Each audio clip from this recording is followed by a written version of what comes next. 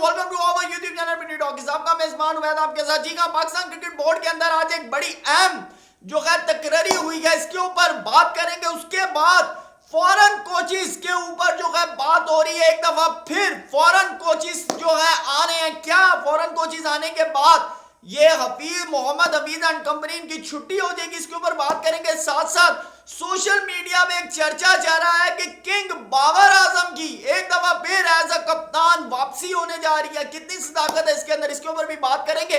साथ साथ ये आपके साथ डिस्कस करने जा रहे हैं। आजम खान ने कहा है मुझे खिलाना है तो प्रॉपर खिलाओ, नहीं तो फिर मैं कुछ और सोचूं। कुछ और सोचने से क्या मुराद है, क्या फैसला लेने जा रहे हैं आजम खान, इसके ऊपर भी आपके साथ डिस्कस करेंगे। लेकिन अगर हमारे चैनल पे आप नए आए हैं तो चैनल को सब्सक्राइब जरूर कीजिएगा, वीडियो पसंद है तो उसको भी लाइक कीजिएगा। साथ साथ कमेंट सेक्शन में आप भी अपने फीडबैक से हमें जरूर आगाह कीजिएगा। तो चलते हैं सबसे पहले मोहसिन नकवी जी का। अगर बात की जाए मोहसिन नकवी की तो मोहसिन नकवी एक बड़े ही बेहतरीन किस्म के जो है एडमिनिस्ट्रेटर हैं।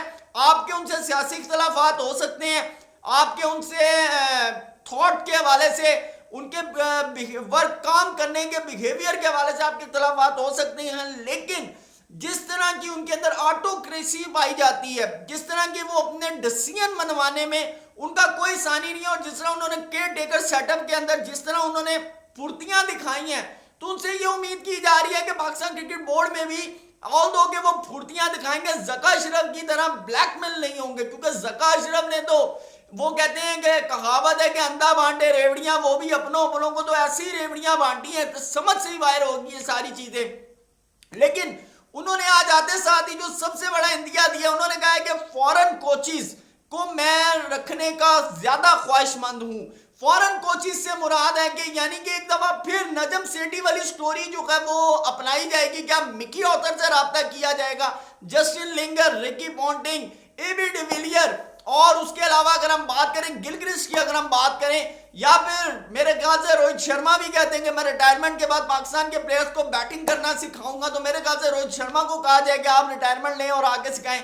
ये मैं जस्ट मजाक में कह रहा हूं, लेकिन उन्होंने फॉरेन कोचिज के हवाले से कहा है। तो अगर फॉरेन कोचिज को आप लेकर चलेंगे तो फिर हफीज, उधर से सईद अजमल, उमर गुल, इन लोगों का क्या, ये एक बड़ा सवाल है। इसके ऊपर मैं आगे जाके आजम खान के जो इशू है ना उसके साथ मैच करूंगा कि आखिर वजह क्या है ये फॉरेन कोचिज और लोकल कोचिज के हवाले से।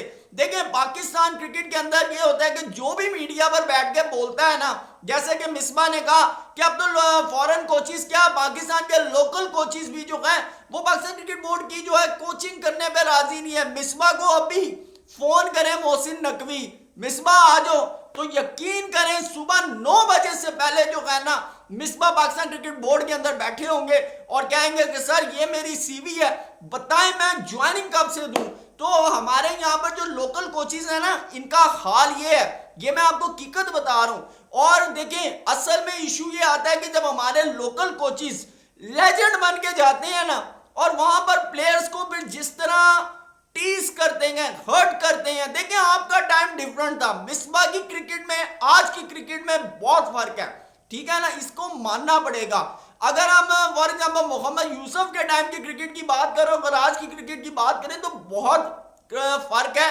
और मेरे ख्याल से जहां तक बात है कोच के हवाले से, तो कोच को कोच रहना चाहिए, लेजेंड नहीं बनना चाहिए। यही बात नजम सेठी ने बार बार जो है वो की है। तो अब देखते हैं, क्योंकि फॉरेन कोचिज के हवाले से हाँ अब ये हो सकता है कि हफीज को कहीं और सेट किया जाए, ठीक है ना, क्योंकि हफीज जो है वो वहाब रियाज के बहुत करीब है। और वहाब रियाज जो है ऑल्दो आप जानते हैं मोहसिन नकवी की केयर टेकर काबीना के अंदर भी मौजूद थे, लेकिन ये पाकिस्तान है, यहाँ पर क्रिकेट मुल्क में क्या हो जाए कोई पता नहीं चलता। तो अब क्या कहते हैं मोहसिन नकवी साहब तो हैं, कब तक हैं इसका भी अभी तक कोई पता नहीं है। ये मैं आपको बता दूं, इलेक्ट तो वो 3 साल के लिए हुए हैं, लेकिन 3 साल से पहले कितना टर्म अपनी पूरी करते हैं नहीं करते ये तो वक्त आएगा तो बताएगा। लेकिन अगर मोहसिन नकवी की हम बात करें तो मोहसिन नकवी के अंदर एक सबसे बड़ी जो चीज है कि वो अपने डिसीजन मनवाते हैं। अभी तो पहले उनको थोड़ा टाइम लगेगा सिस्टम को अंडरस्टैंड करने में, सिस्टम को जब वो अंडरस्टैंड कर लेंगे उसके बाद फिर ये जो इश्यूज है ना, जिस तरह हफीज के बारे में कहते हैं प्लेयर खुश नहीं है, जबकि मेरी अगर आप पर्सनली तौर पे बात करें तो मैं कहता हूं कि कोच जो है वो हफीज जैसा ही होना चाहिए। देखें प्लेयर पावर जब से पाकिस्तान क्रिकेट के अंदर आई है, और पाकिस्तान की क्रिकेट पिछले 3 सालों में आप देख लें तबाह बर्बाद होके रह गई है। आप एशिया कप देख लें, आप वर्ल्ड कप देख लें, हमारे जो प्लेयर्स हैं वो चैंपियंस बने हुए हैं, जिसका इंडिया बाबर आजम ने भी कहा था कि अगर हम ये मैचेस हार गए तो ये जो अपने आप को चैंपियन समझते हैं ना, इनको ये मैं बता दूं कि आप फिर चैंपियंस नहीं रहेंगे। और आज आप देख लें, आज सिवाय बाबर के आपका कौन सा प्लेयर है कि जिसकी फैन फॉलोइंग हो सोशल मीडिया पे?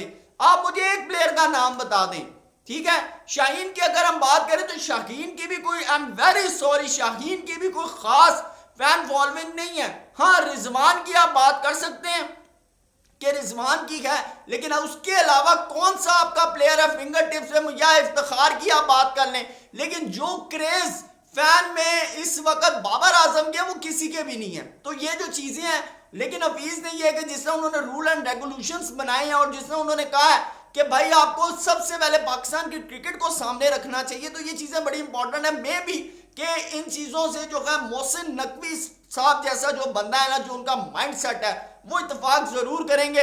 तो मे भी के हफीज को एज ए टीम डायरेक्टर रहने दे, बाकी फिर नीचे के जो कोचिज हैं उनको फिर कहें आ जाओ जी, जितने भी फॉरेन कोचिज हैं। देखते हैं अभी तो ये स्टार्ट हुआ सिलसिला, आगे क्या क्या होता है तो ये तो पता चलेगा। लेकिन अब मैं आपको बता दूं कि T20 वर्ल्ड कप जो है ना, वो पाकिस्तान खेलने जा रहा है फॉरेन कोचिज के साथ। अब आ जाए दूसरा जो मरहला है, दूसरा मरहला है बाबर आजम की कप्तानी के हवाले से बड़ी सोशल मीडिया पे सुबह की चमक हुई हो रही है कि बाबर आजम जो है कप्तान जो है वो बनने जा रहे हैं एक दफा फिर। तो मैं आपको एक बड़ी जबरदस्त किस्म की अपडेट दूं, अल्लाह दा वास्ता है, ओए अल्लाह दा वास्ता है, बाबर हूं आप कहना है मैं भाई कप्तान नहीं बनना, ठीक है। और इस चीज का इंडिया में आपको बताऊं बड़े वसीम अकरम हो गए, शाहिद अफरीदी हो गए, वो भी अब दे चुके हैं। बाबर को समझ आ गई है कप्तानी क्या होती है, 4 साल उसने कप्तानी की है। और मैं आपको वेरी ऑनेस्टली बताऊं कि अभी मुझे अगले 2 साल में तो बाबर कप्तानी करते हुए नजर नहीं आते। हाँ, आप 3-4 साल की बात करें, 3-4 साल के बाद बाबर, क्योंकि देखें बाबर ने जो प्रेशर एज अ कैप्टन लिया है, ठीक है ना, वो उसको समझ आ गई। और अब वो जिस तरह खेल रहे हैं बांग्लादेश प्रीमियर लीग में, आज देखिए उन्होंने 47 रन बनाए हैं, ठीक है। ऑलमो के 2024 में T20 में बाबर इस वक्त टॉप स्कोरर जा रहे हैं। तो उसको क्या जरूरत पड़ी है आ बैल मुझे मार, ठीक है ना, कि मैं एकदम फिर कप्तानी का प्रेशर ले लूं। उसकी परफॉर्मेंस भी चली है, क्योंकि देखिए बाबर वो प्लेयर नहीं है, बाबर इस वक्त वो प्लेयर नहीं है कि बाबर को आप उठा के टीम से बाहर भेज दे। बाबर को टीम से निकालने के लिए रीजन चाहिए, रीजन नहीं है। बाबर है बल्लेबाज, बाबर का बल्ला रन कर रहा है, आप बाबर को ना टेस्ट से निकाल सकते, ना ओडीआई से, ना T20 से। आप बाबर का कुछ नहीं कर सकते जब तक अल्लाह के हुक्म से उसकी फॉर्म है। तो मैं आपको बताऊं तो बाबर आजम जो है वो खुद भी अब कप्तानी नहीं लेना चाहते। आप मुझे बताएं, कप्तानी जाने के बाद ना प्लेयर के चेहरों से पता चलता है कि यार इसको दुख है कप्तानी जाने का। बाबर के चेहरे पे है, आप मुझे कमेंट में बताएं क्या बाबर के चेहरे पे कप्तानी जाने का दुख है, कोई टेंशन है? बल्कि मैं तो यकीन करें कि देख के ये चीज फील कर रहा हूं कि वो पहले से फ्रेश हो गया, उसको कप्तानी जाने का दुख नहीं, उसको खुशी है। तो मेरे ख्याल से अगले 3-4 साल तो मुझे नहीं लगता। हाँ, शाहीन के लिए टेंशन बहुत है, और शाहीन आपको नजर आ रहा है, शाहीन को अब लग समझ गई है कि भाई कितने 20 का 100 होता है। तो बारह जी अब आ जाते हैं आजम खान के हवाले से। हमारे बालू प्लेयर हैं, ठीक है ना, कैरिबियन प्रीमियर लीग उठा के देख लें, बांग्लादेश प्रीमियर लीग उठा के देख लें, अभी इंटरनेशनल लीग T20 में 18 बॉलों पे लड़के ने 50 रन बना दिए, इंटरनेशनल लीग T20 में रिकॉर्ड बना दिया, ठीक है। अगला कहता है भाई बात ये है कि मुझे खिलाना है तो पूरी सीरीज खिलाओ, नहीं खिलाना तो मुझे उठा के बाहर फेंक दो, ठीक है। मैं वेरी सॉरी टू से आजम खान, आपको तो कोई भी नहीं उठा सकता, माशाल्लाह आपकी सेहत ऐसी है। लेकिन अगर मैं बाबा आजम खान के हवाले से बात करूं, आजम खान ने अफगानिस्तान के खिलाफ T20 सीरीज खेली, उसके बाद आजम खान ने जो पाकिस्तान के साथ खेली, फिर उसके बाद इंग्लैंड में खेली। तो मैं आपको बताऊं उन्होंने बेस्ट जो है ना उनका वो 10-11 से ऊपर नहीं गया, यानी कि जिस तरह के रन्स वो कैरिबियन में मार देंगे, जिस तरह के रन बांग्लादेश प्रीमियर लीग में या श्रीलंका प्रीमियर लीग, या अगर हम बात करें कैनेडियन प्रीमियर लीग की बात करें, या अगर हम PSL की बात कर लें, तो वो नहीं करते। अब उन्होंने इसका दूसरा रीजन ये दिया, उन्होंने कहा देखें जी, अगर आप लोग ने मुझे खिलाना है तो आप मुझे प्रॉपर खिलाएं, ठीक है, मुझे पूरी सीरीज दें, मैं उसमें खुल के खेलूं, मेरी मर्जी है। मैं आपको एट दी एंड आपने जजमेंट करनी है सीरीज के एंड पे कि मैं एज अ अच्छा प्लेयर हूं कि नहीं है।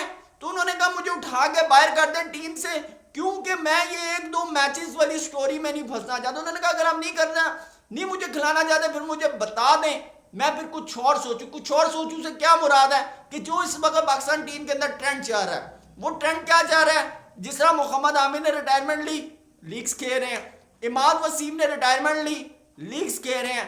कहा यह जा रहा था कि हारिस रऊफ भी रिटायरमेंट की तरफ सोच रहे थे, लेकिन फिर उनके जो करीबी जराए हैं ना, उन्होंने फिर उनको समझाया, मुंडिया होश कर होश, ठीक है ना, इमाद वसीम दे आमिर दा बड़ा ना है, तू तो अजे स्टार्ट होया, पहले ना ते बना ले। तो मेरे ख्याल से फिर हारिस रऊफ को एकदम ना समझ आई, हाँ ये बिल्कुल सही कह रहे हैं, अजय तो भाई कोई रिकॉर्ड बनाइए कि लोगों के मुंह च ना होवे हारिस रऊफ नहीं है तो टीम ये हो जाएगी। अभी जैसे आमिर है ना, एकदम कमबैक का ऐलान कर दें, तो मैं आपको बताऊं जितने क्रिकेट के फैंस हैं खुशी से झूम उठेंगे, ठीक है ना। हाँ, अभी ये सिचुएशन है, हारिस रऊफ रिटायरमेंट का ऐलान कर दे, तमाम लोग खुशी से झूम उठेंगे, ठीक है। तो ये सिचुएशन है, ये 1-to-1 सिचुएशन है इस वक्त हारिस। तो अब उन्होंने आजम खान ने कहा है नहीं है तो आप फिर मुझे बताएं, मैं कुछ और सोचूं। लेकिन साथ साथ उन्होंने अपनी परफॉर्मेंस के हवाले से भी एक बड़ी अपडेट दी है। उन्होंने कहा आपने कभी ये सोचा है कि मैं लीग्स में क्यों परफॉर्म करता हूं, पाकिस्तान टीम में आता हूं तो मैं परफॉर्म नहीं करता?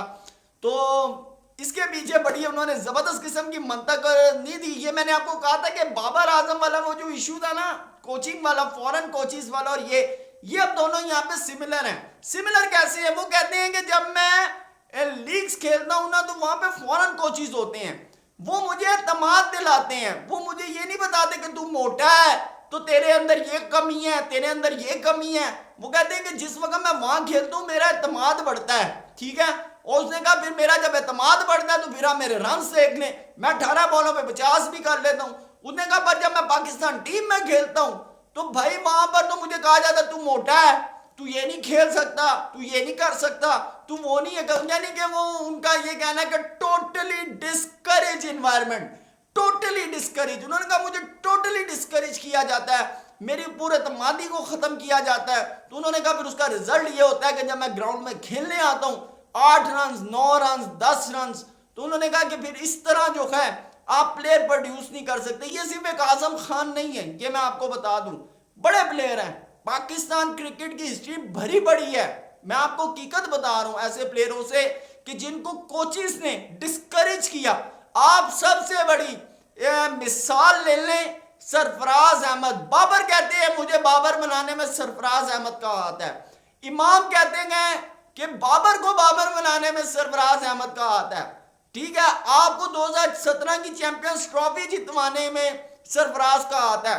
तो आज कोई मीडिया पर ये सवाल क्यों नहीं उठाता कि क्या चुल थी वकार यूनस को, वसीम खान को या मिसबाउल हक को कि सरफराज को आपने कप्तानी से उतार दिया सिर्फ एक सीरीज की बिना पर? तो ये जो चुल है ना, ये पाकिस्तान के लेजेंड्स को है। और मोहसिन नकवी साहब ने जो इंदिया दिया है कि फॉरेन कोचिज के हवाले से, तो अभी आप चलें आगे आगे देखें, बड़े पाकिस्तान के लोकल प्लेयर जो हैं वो भी मत्थे लगेंगे मोहसिन नकवी का, बड़ा क्रिटिसिज्म होगा। तो वीडियो पसंद आए तो लाइक कीजिएगा। Thank you so much, Allah Hafiz.